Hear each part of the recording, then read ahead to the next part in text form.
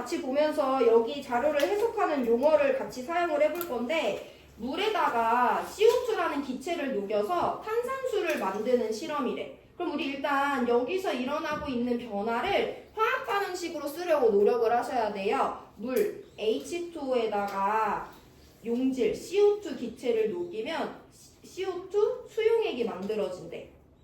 물이랑 누가 섞여서 균이랑 수용액이 만들어지고 있네? 용해라는 반응이 이 안에서 일어나고 있는 거구나 라고 받아들이시면 되는데 용해는 대표적인 가역 반응이 하나로 알고 있어야 된다고 했죠.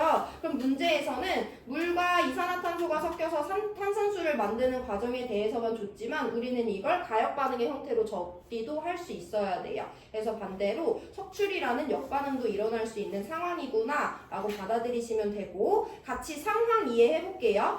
탄산수 제조기에 물이 든 병을 꽂고 거기다가 CO2를 주입할 거래. 그럼 얘들아 여기 잘 봐봐. 지금 여기 그림엔 이미 기포가 있지만 내가 여기 순수하게 물을 떠났어. 그리고 거기다 CO2를 넣어줄 거야. 그럼 CO2가 물에 점점 녹아 들어가겠어? 안 녹아 들어가겠어?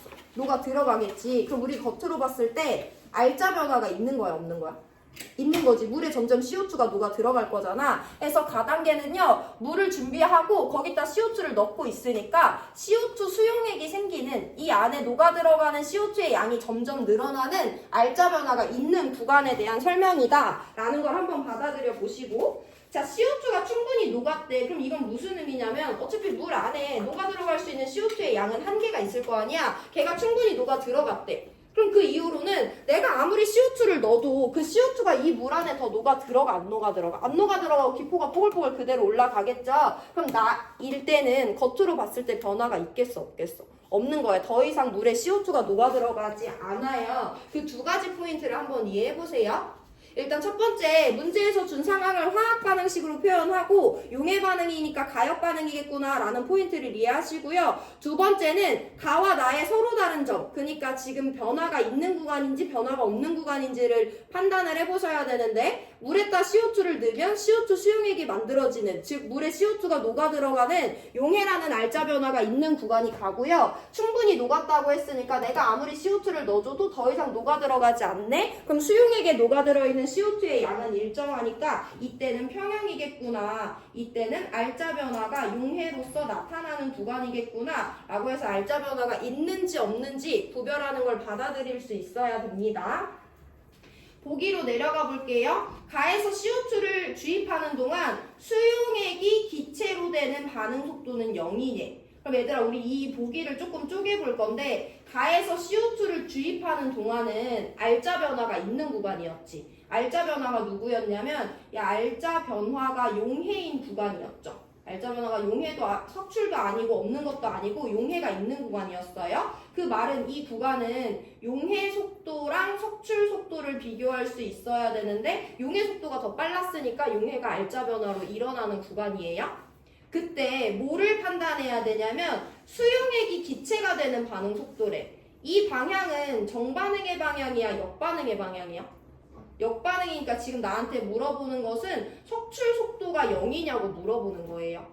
석출 속도가 0이라는 것은 물에 CO2가 하나도 안 녹아 들어갔을 때만 가능한 거지. 이미 CO2 수용액이 생기면 가역 반응은 세팅 자체가 얘네들이 있으면 정반응이 무조건 일어나는 것처럼 얘가 이미 만들어졌으면 역반응은 무조건 일어나거든요. 그럼 사실 이게 얘가 되는 과정은 딱 어떤 시점에만 안 일어나는 거냐면 0초일 때만 안 일어나는 거지. 그 이후로는 CO2가 하나라도 녹아 들어갔기 때문에 석출도 무조건 일어나. 근데 그에 비해서 용해 속도가 훨씬 빨라서 용해만 우리 눈에 관찰되는 것이 이때 반응 속도가 0인 건 아니에요. 대표적인 오답에 해당하는 보기라고 이해하시면 되고, 니은 보기 봅니다. 나 과정 후. 나는 아까 우리가 이미 더 이상 녹아 들어가지 못해서 평형에 도달했을 때잖아. 그래서 얘도 보기를 쪼개보면 나 과정 후는요 이미 평형에 도달했을 때에 대해서 물어보고 있는 건데, 병 내부의 수용액에서 CO2 기체가 생성되는 반응은 일어나지 않는데 CO2 기체가 생성되는 반응은 얘들아 용해 방향인 거야 석출 방향인 거야?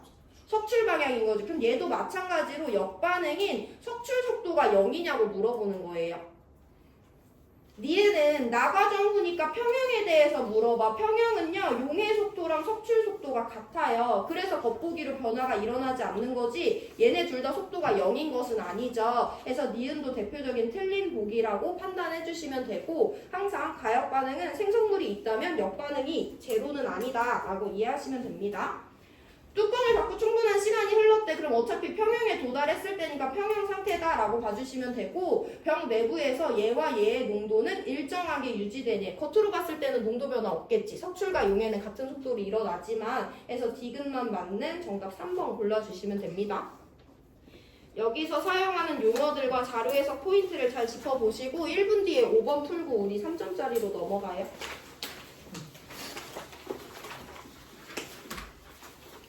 점점 선생님 설명이 빨라진다 얘들아. 우리 계속 동일한 거여가지고 잘 들어보시고